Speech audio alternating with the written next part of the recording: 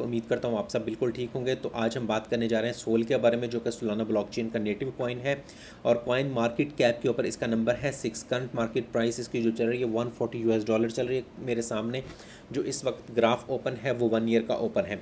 1 year की अगर हम इसकी हाई लो और इसके बारे में थोड़ी डिटेल में देखें तो सबसे पहले हम जाते हैं इसकी रेंज के बारे में। 24 आवर्स की जो इसकी रेंज है वो $131 से $156 था। और अगर हम इसकी 1 ईयर की रेंज को देखें तो 109 से $294 तक ये गया है। और अगर हम इसकी all time high and low को देखें तो ऑल टाइम लो जो इसका था वो 5 ईयर्स अगो था, इसकी लंचिंग के ऊपर जो था ओनली $1.5। और ऑल टाइम हाई जो था वो 25 में 19 जनवरी को इसने लगाया 294 का अपना हाई।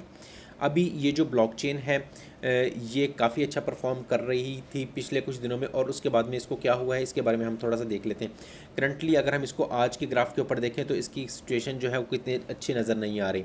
हुआ ये है कि पिछले दिनों ये ब्लॉकचेन बहुत ज़्यादा मतलब अच्छी चल रही थी, लेकिन कुछ मार्केट सेंटिमेंट्स इस तरह के थे इसके बारे में भी और ओवरऑल मार्केट के बारे में भी कि इसकी प्राइस काफ़ी डाउन हो गई।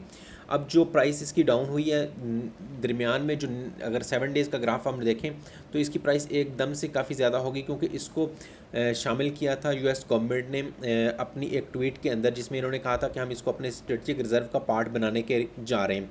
स्ट्रेटेजिक रिज़र्व जो है वो 3 करेंसीज़ के ऊपर होगा, जो XRP, एडा और ये जो सोल के ऊपर सोल होगा। डेफिनेटली उसमें इथर और बिटकॉइन का भी इन्होंने जिक्र किया था, लेकिन करंटली इन्हीं का ही था तो ये ऊपर गई। लेकिन वंस अगेन मार्केट की ओवरऑल सिचुएशन डाउन होगी, क्योंकि यूएस ने कुछ सेंक्शंस लगानी है जो आज से इम्प्लीमेंट होनी थी कनाडा और मैक्सिको के ऊपर। तो इसी वजह से मार्केट की जो ओवरऑल परफॉर्मेंस है, ओवरऑल मार्केट काफ़ी ज़्यादा डाउन है।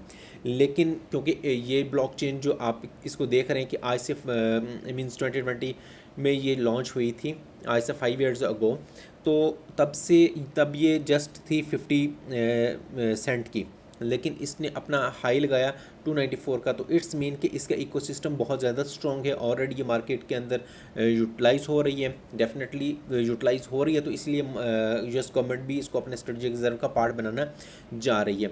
तो इनका जो हम इकोसिस्टम देख लेते हैं, इनका एक्सप्लोरर भी देख लेते हैं और इनके बारे में, इसकी अंडरलाइन टेक्नोलॉजी के बारे में बात कर लेते हैं। और आप लोगों के लिए जो मीन्स इसमें से बेनिफिट वाली चीज़ होगी वो क्या होगी, वो किस तरह से होगी, वो मैं एंड पे आपको बता दूंगा।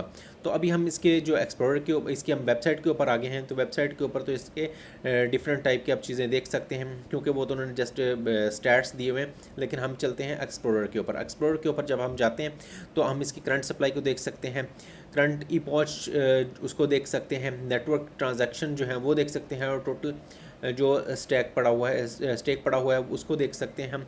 जो ये ब्लॉकचेन है इसके बारे में हम लेटेस्ट जो ट्रांजैक्शंस देखते हैं वो यहाँ से हम देख सकते हैं। मैं इसके बारे में बता दूं कि ये जो ब्लॉकचेन है ये एक बहुत ही इम्पोर्टेंट प्रॉब्लम को रिजॉल्व कर रही है, इसलिए ये ज़्यादा फेमस है मार्केट के अंदर, क्योंकि जो इसकी ट्रांजैक्शन फर्नैलिटी और इसके ब्लॉक क्रिएशन है वो बहुत ही ज़्यादा स्पीडी और फास्ट है। देखिए नॉर्मली जो हमारी बिटकॉइन है उसमें ब्लॉक जो क्रिएट होता है वो 10 मिनट्स में होता है, एथीरियम में 10 सेकंड्स के राउंड अबाउट होता है, 7 to 10 सेकंड बिटवीन। और ये जो है वो 400 मिली सेकेंड में, मतलब 1 सेकंड्स के भी 400 पार्ट्स में उसको फाइनलाइज कर देता है, नया ब्लॉक बना देता है। अब ये जो है इतनी स्पीड जो है, देखिए कोई भी ऑर्गेनाइजेशन, पहले भी मैं जिक्र करता रहता हूँ कि जो एंटरप्राइज लेवल की या एंटरप्राइज ग्रेड की टेक्नोलॉजीज़ होते हैं उनमें ये चीज़ें जो स्पीड होती है, और सेकेंडली ट्रांजैक्शंस को हैंडल करने का जो पावर होती है वो बहुत मैटर करती है। थर्ड जो फीसेस होती हैं, तो इसमें ट्रांजैक्शंस को हैंडल करने की बहुत ज़्यादा पावर है। ये 65,000 if I am not wrong, मैं आपको एग्जैक्ट नंबर भी बता देता हूँ कि ये ट्रांजैक्शंस को हैंडल कर सकती है। जो एथीरियम है उसकी जस्ट 15 to 30 ट्रांजैक्शन है। बिटकॉइन जो है सेकंड ट्रांजैक्शन पर सेकंड हैंडल कर सकता है। ये जो सोल है ये 65,000 ट्रांजैक्शन जो है मतलब के राउंड अबाउट जो ट्रांजैक्शंस हैं इनको हैंडल कर सकता है पर सेकंड के ऊपर। तो आपको पता है कि जो भी एंटरप्राइज या बिज़नेस में जो चीज़ यूज़ होती है, बिज़नेस में ट्रांजैक्शंस बहुत ज़्यादा होती हैं। फ़र्ज़ के काम किसी कोई एक्सचेंजेस को यूज़ करती है जिसकी क्रॉस इंटरनेशनल ट्रांजैक्शंस हो रही हैं, तो कितनी ज़्यादा ट्रांजैक्शंस होगी। तो अगर वो 7-8 सेकंड एक ट्रांजैक्शन को लगें तो दिन में कितनी ट्रांजैक्शन कर पाएंगे। अगर पर सेकंड उनको इतनी ट्रांजैक्शंस मिल रही हैं 65,000 या 60,000 प्लस में, तो वो डेफिनेटली इस सोल्यूशन को ही यूटिलाइज़ करेंगे। और फिर इसकी फीसेस जो हैं वो कम ज़्यादा भी बेटर करता है बिज़नेस के लिए। कि एक पहली बात तो है कि बिज़नेस कहता है कि जो फीसेस हैं या गैस फ़ी है वो स्टेबल ही हो तो ज़्यादा अच्छा है, क्योंकि उन्होंने अपनी प्लानिंग भी उसी की बेस पे ही करनी होती है। अब हम इसकी थोड़ा सा आगे चलते हैं तो ये इसके डिफरेंट एक्सप्लोरर्स हैं वो आप देख सकते हैं। इसमें सोल की प्राइस चल रही है, ई पॉचेस चल रहे हैं। ये थोड़ा सा एडवांस कॉन्सेप्ट है, ये मैं आगे चल के डिस्कस करूँगा आपके साथ में। ये एक रिवार्ड का इनका मैकेनिज़्म होता है कि इतने पीरियड के लिए ये ओपन होता है, उसमें फिर स्लॉट्स होती हैं, स्लॉट्स के लीडर होते हैं जो ब्लॉक्स को आगे क्रिएट करते हैं। अभी देखें करंटली ये जो है इसके ऊपर ट्रांजैक्शन आ रही, इसकी ट्रांजैक्शन हैंडल करने की कैपेसिटी तो बहुत ज़्यादा है, लेकिन करंटली जो ट्रांजैक्शन आ रही हैं वो 1319 ट्रांजैक्शन पर सेकेंड इनके पास में आ रही है। माइट भी पॉसिबल वो किसी भी टाइम पे इंक्रीज़ हो जाए, तो ये मींस डिपेंड कर रहा होता है।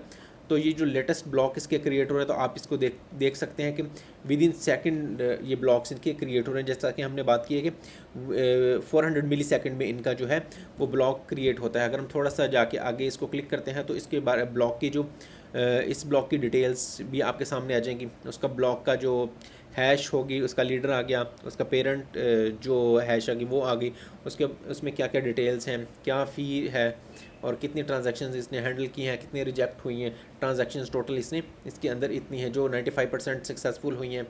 क्योंकि कुछ ट्रांजैक्शन ऐसी भी होती हैं जो फेल हो जाती हैं। रिवॉर्ड जो दिया गया है इसको ये रिवॉर्ड मिला है एग्जैक्टली $3 प्लस में ही है। ठीक हो गया। तो ये जो चीज़ें होती हैं ये हम देख सकते हैं। अब हम एक और चीज़ को मैं इंपॉर्टेंट चीज़ जो आपके साथ डिस्कस करना चाह रहा हूँ वो ये देखें कि हम बात करते हैं इकोसिस्टम की। ठीक है, कोई भी ब्लॉकचेन हो, कोई भी कंपनी हो, कोई भी ऑर्गेनाइजेशन हो, उसके चलने का जो या उसकी सक्सेस के जो चांसेस होते हैं वो इसी बेस पे होते हैं कि उसकी कौन कौन सी प्रोडक्ट्स हैं, कितनी प्रोडक्ट्स हैं, कहाँ पे यूज़ हो रही हैं, वो कहाँ से अर्न कर रहे हैं।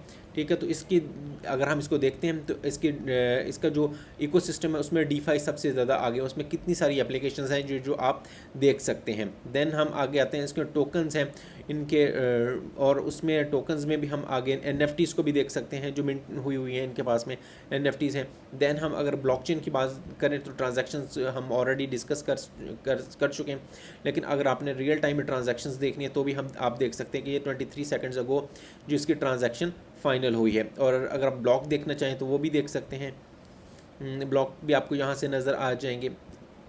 वैलिडेटर्स जो हैं वो भी आपको आ जाएंगे नज़र यहाँ से।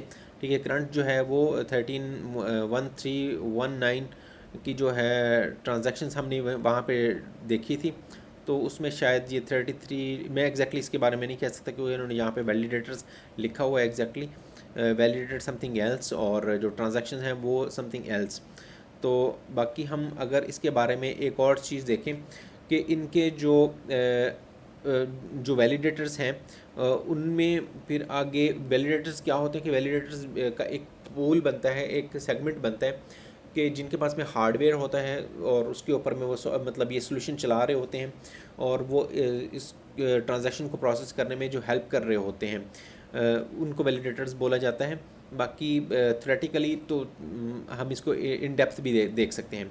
बाकी इनका काफ़ी बड़ा इकोसिस्टम है, स्ट्रॉन्ग ब्लॉकचेन है जिसने 500 सेंट से हम वापस आ गए हैं अपने इसके ऊपर ग्राफ्स के ऊपर और इसकी डिटेल्स के बारे में, क्योंकि अभी हम इस वीडियो को फाइनल करते हैं इस तरह से कि आपके लिए इसमें क्या चीज़ है और आपको इसको क्यों कंसीडर करना चाहिए और किस किस तरह से आप इसको कंसीडर कर सकते हैं। कम्युनिटी सेंटीमेंट्स इसके बारे में हम देख रहे हैं तो वो 84% से ज़्यादा हैं। अब देखें, ये ब्लॉकचेन ऐसी ब्लॉकचेन है जिनका इकोसिस्टम ऑलरेडी वेरी स्ट्रॉन्ग है, बहुत सारे इसके वैलिडेटर्स हैं, बहुत सारे इसमें ट्रांजैक्शंस हो रही हैं, इनके पास बहुत सारी एप्लीकेशंस ऑलरेडी चल रही हैं। ठीक है, और एक अच्छी प्राइस से ये वापस आई है। Definitely price up and down होती रहती है, वो मार्केट सेंटिमेंट्स होते हैं, या फिर मीन्स इकोसिस्टम को यूटिलाइज़ करने में सम टाइम कुछ कंपनीज नहीं करती, सोल्यूशन चेंज कर लेती हैं, तो वो भी इम्पेक्ट आ रहा होता है। लेकिन अभी तो करंटली हमें यही चीज़ नज़र आ रही है कि ये जो मार्केट की सूरत हाल है, इसी वजह यही इम्पेक्ट है। तो आप लोगों ने आप डेफिनेटली इसके बारे में अपनी R&D कीजिए। अगर आप ट्रेडर हैं तो डेफिनेटली आपने जो अंडरलाइंग चीज़ें देखी हैं उनमें थोड़ी और R&D करेंगे तो आपको पता चल जाएगा कि ये एक प्रोजेक्ट जो है वो स्ट्रॉन्ग प्रोजेक्ट है, इसको आपको इसलिए कंसिडर करना चाहिए। बाकी जो डेवलपर्स हैं डेफिनेटली उनको भी कंसिडर करना चाहिए, क्योंकि ये एक हाईली मींस यूज्ड प्रोजेक्ट है जिनका इकोसिस्टम ऑलरेडी बहुत बड़ा है, ऑलरेडी लोग इसको अडॉप्ट कर रहे हैं। तो इसमें जो अपॉर्चुनिटीज़ हैं डेवलपमेंट रिलेटेड वो भी बहुत ज़्यादा हैं। कंसल्टेंट्स हैं ऑलरेडी, कंसल्टेंट्स जो हैं वो भी इसको मींस कंसिडर कर सकते हैं कंसल्टेंसी प्रोवाइड करने के लिए कि कहाँ कहाँ पे इनके यूज़ केसेस बनते हैं जो ऑलरेडी इनके एप्लीकेशंस हैं, तो उसकी जगह पे इम्प्लीमेंटेशन करवा सकते हैं इस प्रोजेक्ट की। और लास्ट में मैं बात करता हूँ जो हमारे इन्वेस्टर्स हैं, वो अगर कोई लॉन्ग टर्म इन्वेस्टमेंट करना चाह रहा है, कोई इन्वेस्टमेंट एडवाइस नहीं है, वो भी इस प्रोजेक्ट को पे अपनी रिसर्च एंड डेवलपमेंट कर सकते हैं। बाकी आज की वीडियो के लिए इतना ही। आपका कोई क्वेश्चन हो तो आप पोस्ट कर दीजिएगा और चैनल को सब्सक्राइब करना मत भूलिएगा। Thank you very much guys, अपना बहुत ख्याल रखिएगा।